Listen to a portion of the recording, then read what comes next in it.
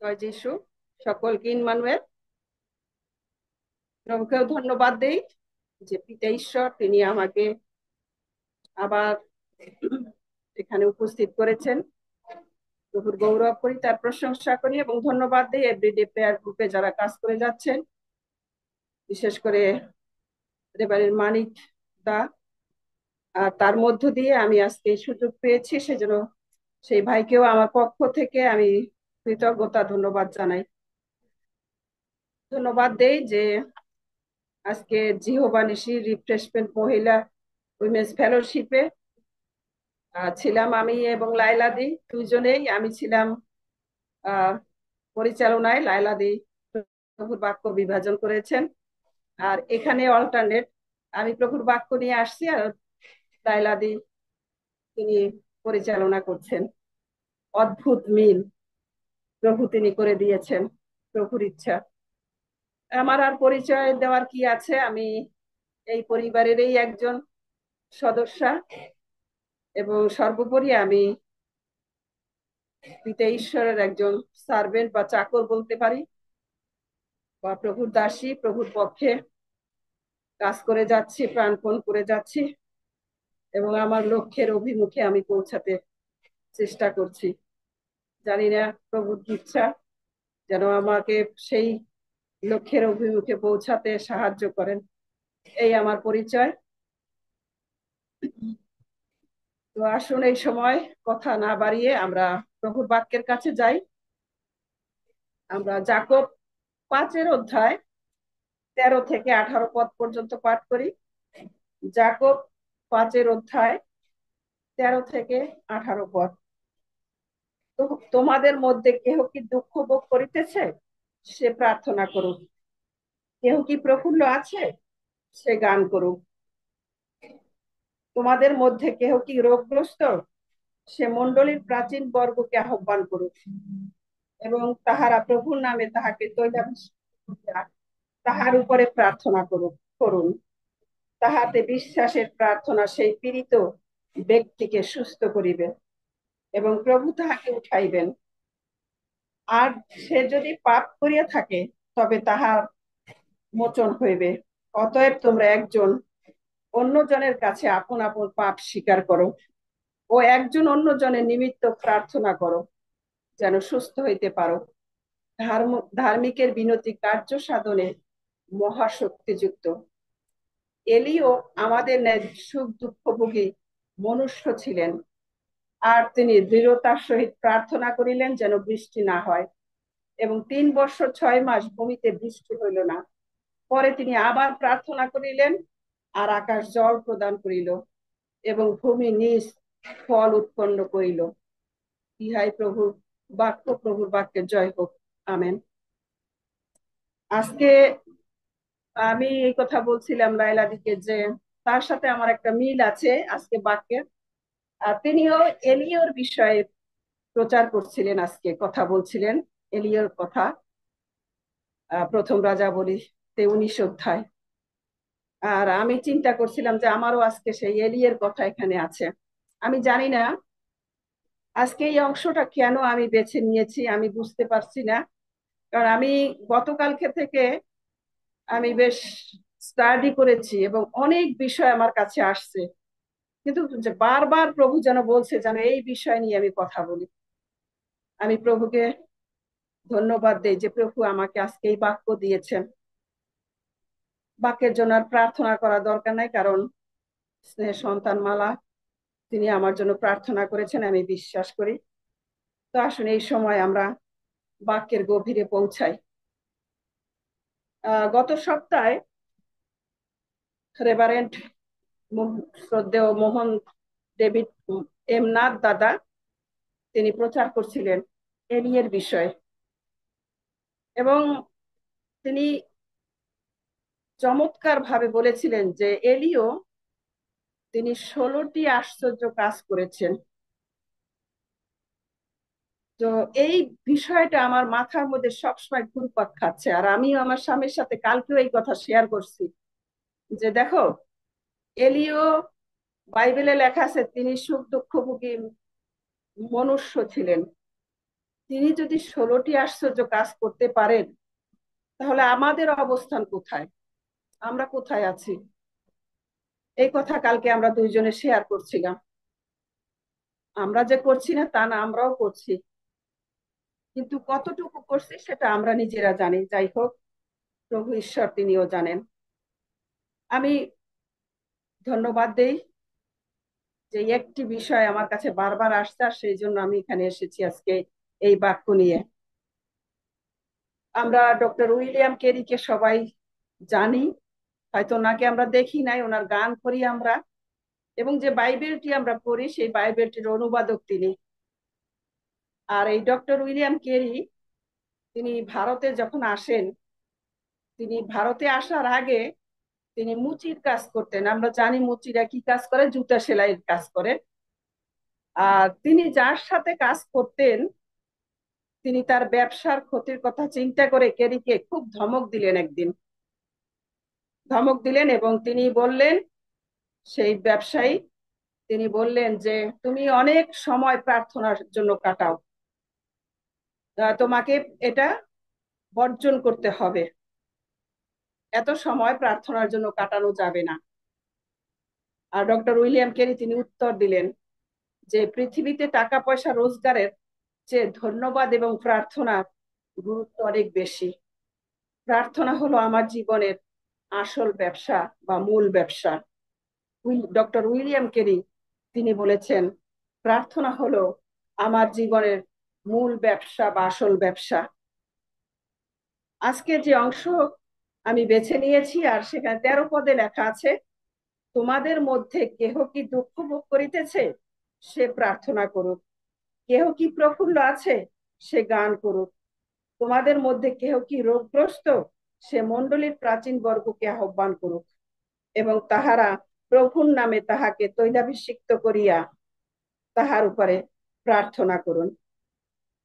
আমরা দেখি যে যদি 13 পদ লক্ষ্য করি, সেখানে লেখা আছে যে আমরা দুঃখ কষ্ট আমাদের জীবনে আসবে, তাড়না আসবে। আমরা যখন খ্রিস্টে জীবন যাপন করছি, তখন দুঃখ কষ্ট তাড়না অবশ্যই আমাদের জীবনে থাকবে।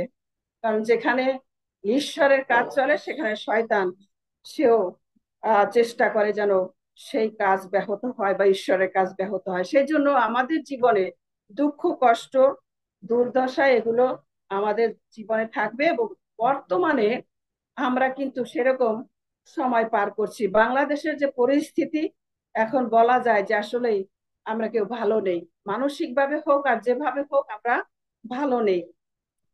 তো এই যে অংশ এখানে আমন্ত্রণ জানায় আমাদের, যে আমাদের কি করতে হবে, ঈশ্বরের কাছে আসতে হবে এবং প্রার্থনা করতে হবে, যেন সেই প্রার্থনায় আমরা উত্তর পেতে পারি বা সেই দুঃখ কষ্ট তাড়না থেকে আমরা মুক্তি পেতে পারি। সেই জন্য আমাদের কি করতে হবে, ঈশ্বরের কাছে আসতে হবে, এবং যে শক্তির প্রয়োজন, প্রার্থনার যে শক্তি প্রয়োজন, সেই শক্তি আমাদেরকে সংগ্রহ করতে হবে। খ্রিস্ট তিনি আমাদের জন্য মধ্যস্থতার কাজ করেন, এবং খ্রিস্ট সব সময় তিনি আমাদের জন্য কাজ করেন, সব সময়। এই কারণে খ্রিস্টের কাছে আমাদেরকে আসতে হবে। আমরা যাহা কিছু যাচনা করি যেন খ্রিস্টের না মধ্য দিয়ে করি, পিতার কাছে। এটা বাইবেলে লেখা আছে। সুতরাং আমাদেরকে যীশু খ্রিস্টের কাছে উপস্থিত হতে হবে। যদি আমরা উপস্থিত না হই, আমরা বুঝি যে যদি আমাদের কোনো কিছু প্রয়োজন হয়, যদি আমরা তাদের কাছে না যাই, সেই প্রয়োজন আমরা মিটাতে পারবো না। আমার একটা জিনিসের প্রয়োজন হয়েছে, আমার একজনের কাছে যেতে হবে। যদি না গিয়ে আমি বাড়ি বসে বা ঘরে বসে চিন্তা করি যে ওই জিনিসটা আমার কাছে আসবে, তাহলে সেটা কখনোই অসম্ভব বা সেটা সম্ভব হবে না। সুতরাং আমার যে যাচনা আছে, সেই যাচনা নিয়ে প্রভু যীশু খ্রিস্টের কাছে আমাদেরকে উপস্থিত হতে হবে, উপস্থিত হতে হবে। ইব্রিয় 7 অধ্যায় 25 পদে লেখা আছে যে প্রয়োজনের মুহূর্তে দয়া ও অনুগ্রহ দিয়ে প্রভু তিনি আমাদেরকে সাহায্য করবেন। যখন আপনার আমার প্রয়োজন হবে, তখন প্রভু যীশু খ্রিস্ট তিনি সেই মুহূর্তে আপনাকে আমাকে দয়া এবং অনুগ্রহ দিয়ে তিনি সাহায্য করবেন। খ্রিস্টতে বন্ধুগণ, অনেক সময় আমরা ঈশ্বরের বাক্যকে হালকা ভাবে নেই, কিন্তু বাক্যই কথা বলে যেন ঈশ্বরের বাক্যকে আমরা কখনোই হালকা ভাবে না নেই।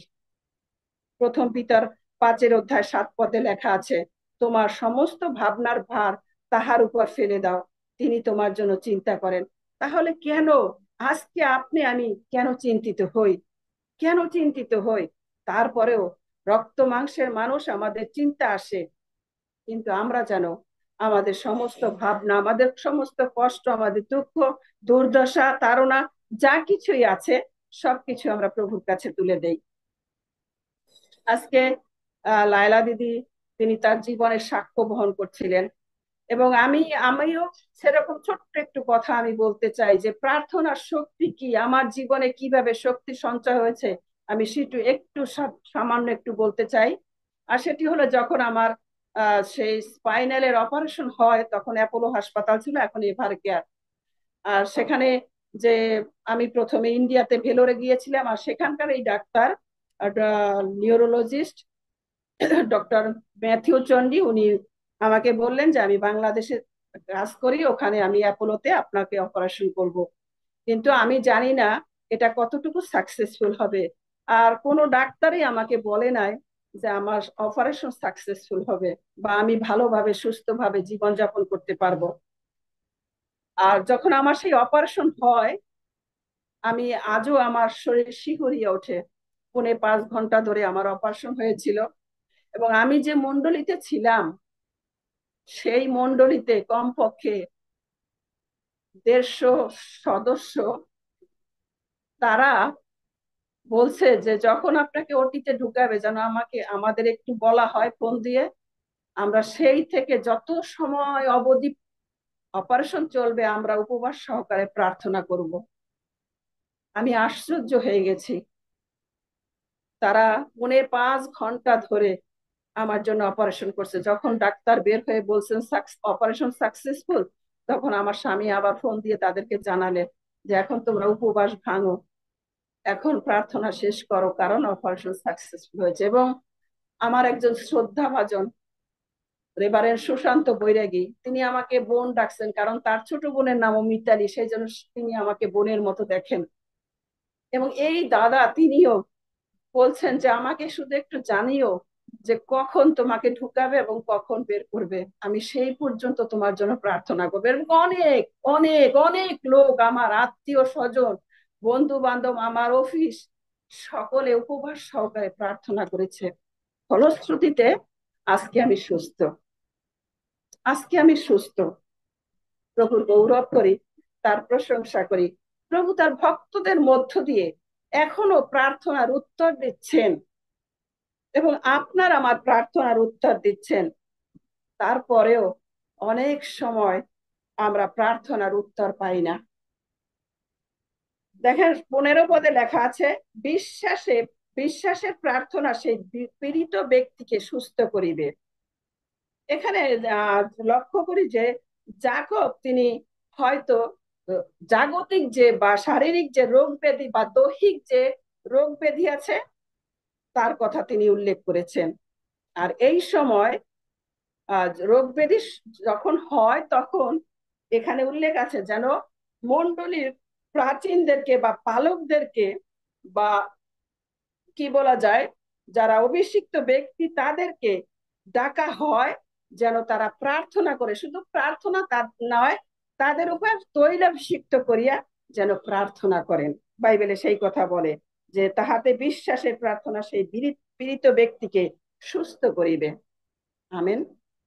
সত্যি অনেক সময় আমরা যখন অসুস্থতায় ভুগি, তখন আমরা নিজেরা মোকাবেলা করার চেষ্টা করি, এবং আমরা কি করি, আমরা ঈশ্বরের কাছে না এসে আমরা জগতের ডাক্তারের কাছে চলে যাই, ডাক্তারের পরামর্শ নেই। কিন্তু আমরা বুঝতে পারি না যে ঈশ্বর তিনি মহান চিকিৎসক, মহান চিকিৎসক, তিনি সুস্থ করতে পারেন। এই আত্মবিশ্বাস আমাদের মধ্যে খুব কম আছে। আমি পরে আসছি সে বিষয় নিয়ে। তারপরে আমরা যদি লক্ষ্য করি 16 পদ যে কথা লেখা আছে, অতএব তোমরা একজন অন্যজনের কাছে আপন আপন পাপ স্বীকার করো।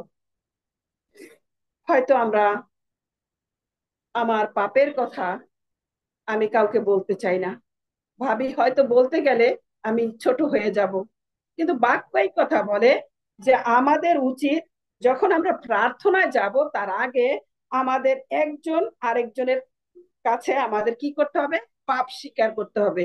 ও একজন অন্যজনের নিমিত্ত প্রার্থনা করতে হবে, প্রার্থনা করতে হবে যেন সুস্থ হইতে পারি। আজকে আমরা অনেক সময় সুস্থতার জন্য প্রার্থনা করি, কিন্তু আমরা সুস্থ হই না। কিন্তু বাক্যই কথা বলে যে আমাদের একজনের পাপ আরেকজনের কাছে স্বীকার করতে হবে। অনেক সময় আমরা বলতে পারি না, লজ্জা বোধ করি,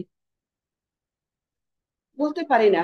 কিন্তু সেই পাপ আমাদেরকে সেই প্রার্থনার উত্তর উত্তর দিতে ব্যর্থ হয়, ব্যর্থ হয়। কারণ বাক্য সেই কথা বলে।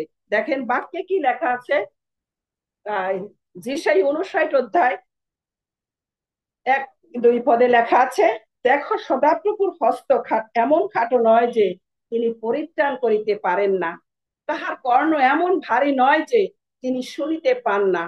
কিন্তু তোমাদের অপরাধ সকল তোমাদের ঈশ্বরের সহিত তোমাদের তোমাদের বিচ্ছেদ জন্মাইয়াছে, তোমাদের পাপ সকল তোমাদের হইতে তাহার শ্রীমুখ আচ্ছাদন করিয়াছে, এই জন্য তিনি শোনেন না।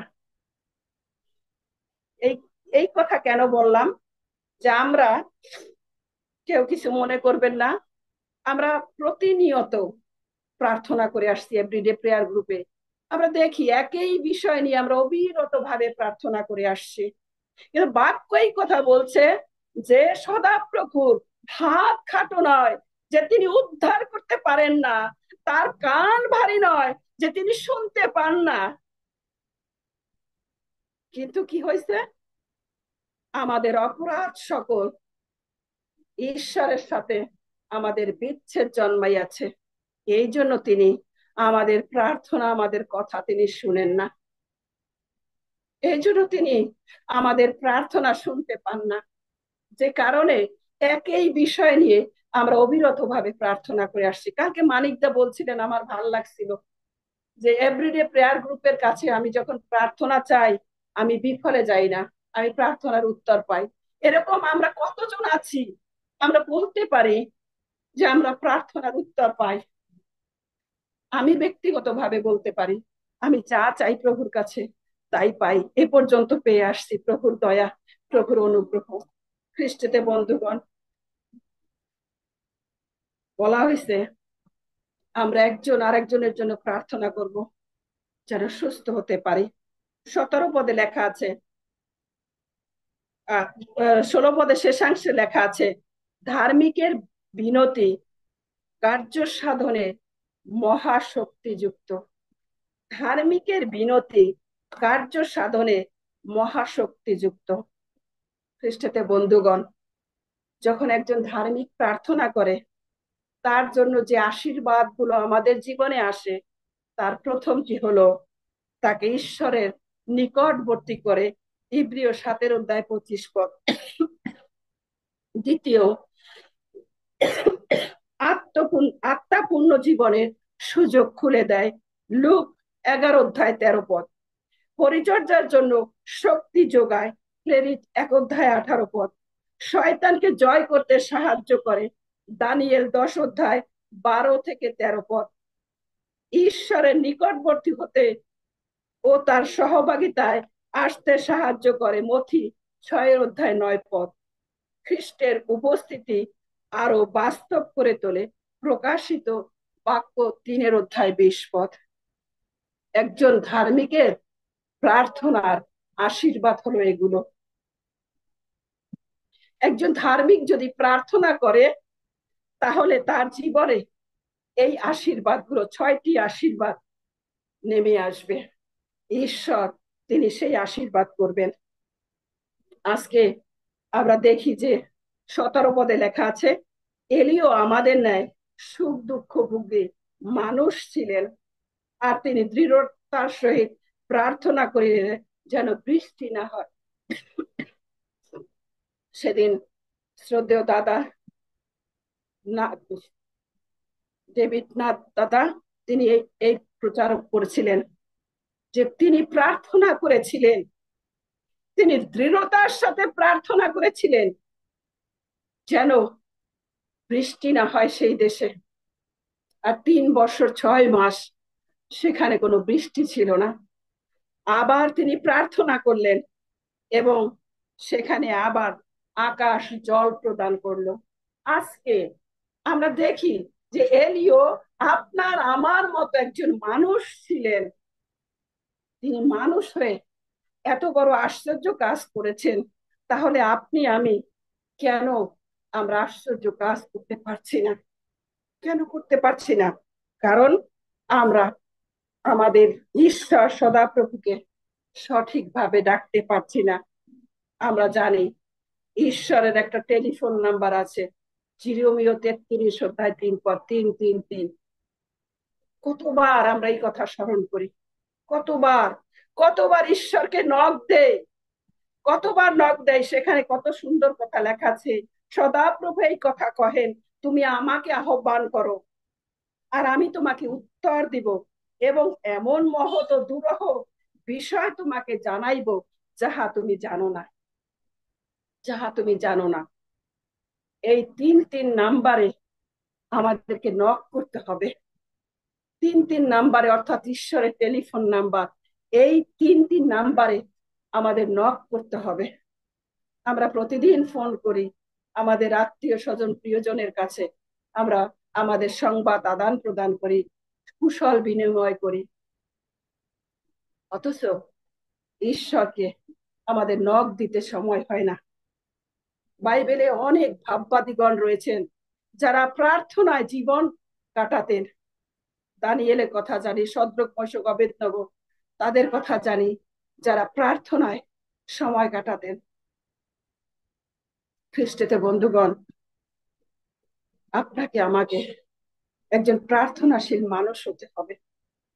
যদি প্রার্থনাশীল মানুষ না হই, তাহলে তো আমরা সেই এলিয়ের মতো মহৎ কার্য আমরা করতে পারবো না। আজকে আমরা দেশের জন্য প্রার্থনা করছি, অবিরত অবিরত আমরা দেশের জন্য প্রার্থনা করে আসছি। দেখেন 18 পদের শেষাংশে লেখা আছে কি, দেখ, পরে তিনি আবার প্রার্থনা করিলেন আর আকাশ জল প্রদান করিল এবং ভূমি নিজ ফল উৎপন্ন করিল।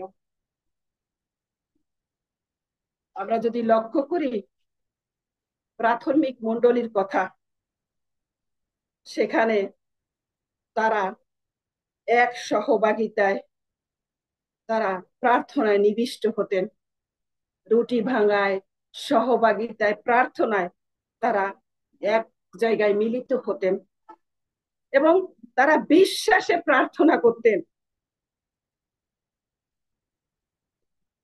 একজন বিশ্বাসীর প্রার্থনা সমস্ত পরিস্থিতিকে উল্টে দিতে পারে, কিন্তু তার জন্য বিশ্বাস থাকতে হবে। বাক্যই কথা বলে, যখন আমরা কিছু চাই প্রভুর কাছে, বাক্যই কথা বলে যে সেখানে লেখা আছে বিশ্বাস করিও তা পেয়েছো। এই আত্মবিশ্বাস আমাদের নেই, কারণ আমরা যখন প্রার্থনা করি তখন সন্দেহ নিয়ে প্রার্থনা করি। আমরা এরকম বলি, প্রভু যদি হয়, কিন্তু হয়, এরকম যদি বলি, এই যদি হলো আমাদের সন্দেহ, হবে কি হবে না এরকম সন্দেহের মধ্যে আমরা পড়ে যাই। আর সেই কারণেই আমরা প্রার্থনার উত্তর পাই না, আমরা প্রার্থনার উত্তর আমরা খুব কম পাই। প্রেরিতেরা তারা এক জায়গায়, এক আত্মায়, এক সহভাগিতায়, এক সহানুভূতি, এক ভালোবাসায় তারা মিলিত হতেন। প্রেরিত 4 অধ্যায় 32 পদে লেখা আছে। এবং তাদের প্রার্থনায় পৌরশীল কারাগার থেকে মুক্তি পেয়েছে। আজকে আমরা বাংলাদেশের জন্য প্রার্থনা করে আসছি, কিন্তু এখনো উত্তর পাচ্ছি না। প্রতিনিয়ত প্রার্থনা, আমি ব্যক্তিগত ভাবেও প্রতিদিন প্রার্থনা করি, উত্তর পাচ্ছি না। কারণ আমরা আসলে এক আত্মায় আমরা মিলিত হতে পারি না। আমরা আমাদের দেশে, বাংলাদেশে বিভিন্ন মণ্ডলী রয়েছে, বিভিন্ন পরিচর্যাকারী আমরা রয়েছি, এবং আমাদের এক একজনের মতামত এক এক রকম। আমরা বর্তমানে আমি কাউকে আঘাত দিয়ে কথা বলছি না, কেউ কষ্ট পাবেন না। বর্তমানে আমরা কি করছি? আমরা প্রার্থনা করছি, কিন্তু সেটাকে ফেসবুকে আপলোড করছি। এই হলো আমাদের প্রার্থনার ধরন। আমরা মানুষের জন্য প্রার্থনা করছি, কোনো কাজের জন্য গিয়েছি, আশ্চর্য কাজ করার জন্য, কিন্তু আমরা সেটিকে ফেসবুকে আপলোড করছি। কোথা থেকে প্রভুর আশীর্বাদ আমরা পাবো? কোথা থেকে প্রভু আমাদেরকে আশীর্বাদ করবেন? প্রাথমিক মণ্ডলী, তাদের ফোন ছিল না, তারা সরাসরি ঈশ্বরের সাথে কথা বলতেন, সরাসরি ঈশ্বরের সাথে কথা বলতেন, একাগ্র ভাবে, এক চিত্তে, এক ধ্যানে, এবং তারা এক আত্মা বিশিষ্ট হয়ে প্রার্থনা করতেন, যে কারণে তারা প্রার্থনার উত্তর পেতেন। এলিও তিনি তাই করতেন। আজকে আমরা এলিয়ের মতো আমরা কেউ হতে পারি নাই। মাঝে মাঝে আমিও চিন্তা করি, সেই প্রিয়নাথ বৈরাগী, মথুরানাথ বসু, তারা কত আশ্চর্য কাজ করেছেন। তাহলে আমরা যে কয়েকজন খ্রিস্টিয়ান বাংলাদেশে আছি, আমরা যদি একসাথে প্রার্থনা করি, এক আত্মায় প্রার্থনা করি, তাহলে বাংলাদেশ আজকে সুস্থ হতে পারে। বাংলাদেশ আজকে অনেক অসুস্থ, অনেক অসুস্থ, রাজনৈতিক পরিস্থিতি অনেক গোলাটে। আজকে বাংলাদেশে যতজন বিশ্বাসী রয়েছি, যদি আমরা এক আত্মায় আমরা প্রার্থনা করি, প্রার্থনা প্রভু স্বর্গ থেকে শুনবেন। কারণ ওই যে আমি 59, যে সেই 59 অধ্যায় 1-2 পদ, সদাপ্রভুর হাত খাটো না, যে তিনি আমাদেরকে উদ্ধার করতে পারেন না, তিনি বাংলাদেশকে উদ্ধার করতে পারেন না এমন কোনো কথা নয়। তিনি উদ্ধার করতে পারেন, তার কান ভারী না, তিনি শুনতে পারেন। কিন্তু আপনার আমার কিছু অপরাধ রয়েছে, যে অপরাধের কারণে একটা দেয়াল হয়ে পড়েছে ঈশ্বরের সাথে, এবং আমাদের সাথে মাঝখানে একটা দেয়াল হয়ে পড়ে আছে, একটা পর্দা পড়ে আছে। খ্রিস্টতে বন্ধুগণ, আজকে এই কথা বলতে চাই, আসুন না ঈশ্বরের সাথে আর আমাদের সাথে যে মাঝখানে যে পর্দাটা পড়ে আছে, অপরাধের পর্দা, মন্দের পর্দা, একজন পালক হিসাবে, একজন বিশ্বাসী হিসাবে আপনার আমার যে দায়িত্ব কর্তব্য, সেটা বাদ দিয়ে হয়তোবা আমরা অন্য কোনো কিছু করছি, চলছি। আর সেটি হলো ঈশ্বর এবং আপনার আমার মাঝে পর্দা। সে পর্দাকে সরিয়ে দিতে হবে, পর্দাকে সরিয়ে দিতে হবে, সেই দেয়াল ভেঙে ফেলতে হবে। অত অনেক বড় হয়তো পাপ নয়, ছোট ছোট পাপ আপনার আমার জীবনে রয়েছে, যে কারণে প্রভু তিনি আমাদের প্রার্থনা শ্রবণ করছেন না, শুনছেন না, শুনছেন না। আজকে আপনার আমার কাছে প্রশ্ন করি, আমাদের বিবেকের কাছে প্রশ্ন করি, প্রভু আমি তো এই প্রার্থনা তোমার কাছে করে আসছি, কেন আমি উত্তর পাচ্ছি না? আপনার আমার কাছে প্রশ্ন করলে আমরা উত্তর পেয়ে যাব, উত্তর পেয়ে যাব। আমি সব সময় বলি যে আমি প্রভুর দয়ায় বেঁচে আছি, প্রভুর দয়ায়। আমি মানুষ, আমার এখন 60 বছর বয়স, 4টি বড় বড় অপারেশন আমার দেহে হয়েছে, কিন্তু দেখেন আমি একদম সুস্থ, আমি একদম ভালো। এটি প্রভুর অনুগ্রহ, কারণ আমি প্রভুর কাছে এসেছি। আমি জানি জগতের ডাক্তার যা না করতে পারেন, প্রভু তাই করতে পারেন, প্রভু তাই করতে পারেন। প্রভু তিনি আমার জীবনের মহান চিকিৎসক, তিনি অনেক অনেক মহৎ কার্য তিনি সাধন করতে পারেন, যদি আমরা তাকে ডাকি। খ্রিস্টদের বন্ধুগণ, আসুন আমরা একটু লক্ষ্য করি, কি প্রাচীর, কি পর্দা আপনার এবং আমার এবং ঈশ্বরের মাঝখানে রয়েছে, যার কারণে প্রভু তিনি আমাদের প্রার্থনার উত্তর দিচ্ছেন না। প্রভু শুনছেন না আমাদের প্রার্থনা, তিনি গ্রহণ করছেন না। সেই সেই প্রাচীরকে ভেদ করতে হবে, ভেঙে ফেলতে হবে।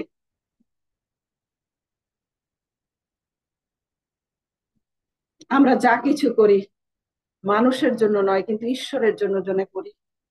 মানুষকে দেখানোর জন্য নয়, কিন্তু যেন ঈশ্বরের জন্য করতে পারি, যেন ঈশ্বর স্বর্গ থেকে দেখতে পান আপনি আমি কিভাবে চলছি, কি কাজ করছি। তবেই প্রভু তিনি মহিমান্বিত হবেন। তাই খ্রিস্টতে বন্ধুগণ, আসুন না এলিয়র জীবন যদি আমরা পর্যালোচনা করি, দেখি তিনি অনেক আশ্চর্য কাজ করেছেন। প্রভু আপনাকে সেই ভার দিয়েছেন, আমাকে সেই ভার দিয়েছেন, যেন আমরাও আশ্চর্য কাজ করি, আমরাও আশ্চর্য কাজ করি। প্রভু যীশু খ্রিস্ট সেই দায়িত্ব তো আমাদেরকে দিয়ে গেছেন, কিন্তু আমরা আমাদের দায়িত্ব আমরা সঠিকভাবে পালন করতে পারছি না। পিছনে আমাদের কিছু পিছু টান রয়েছে, আর সেই পিছু টান গুলোকে আমাদেরকে ত্যাগ করতে হবে। লাঙ্গলে যখন হাত দিয়েছি, তখন পিছনের দিকে তাকাবার আর সময় নেই, সামনের দিকে এগোতে হবে। তাই আসুন খ্রিস্টেতে বন্ধুগণ, আরেকটি বার আমরা প্রভুর কাছে সমর্পিত হই।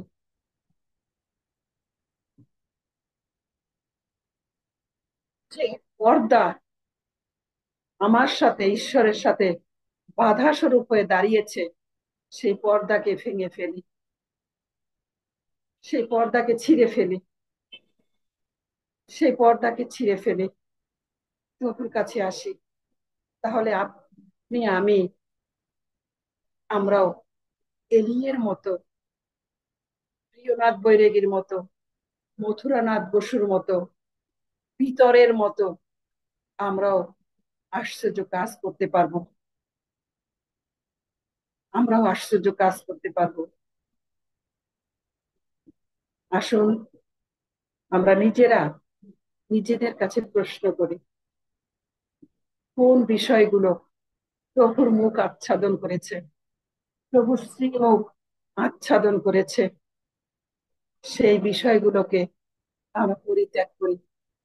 প্রথম যোহন 1 অধ্যায় 9 পদে লেখা আছে, যদি আমরা আমাদের আপন আপন পাপ স্বীকার করি, তিনি বিশ্বস্ত ধার্মিক, তিনি আমাদের সমস্ত অধার্মিকতা হইতে সূচি করিবেন। আসুন আরেকটি বার প্রভুর কাছে আসি, প্রভুর পরাক্রান্ত হস্তের নিচে নত হই, নিজেকে নত করি,